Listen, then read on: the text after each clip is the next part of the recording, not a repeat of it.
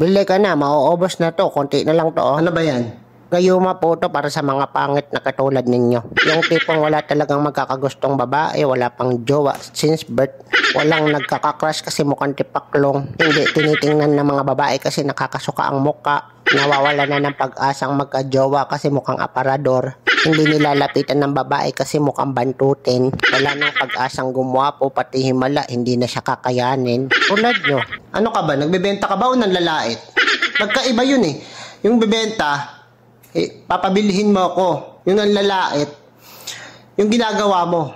Napakasungit nyo naman, sir. Nagsasabi lang ako ng totoo. Pag-asa nyo na to, 500 nga lang to. Paano ako bibili? Paubos na to eh.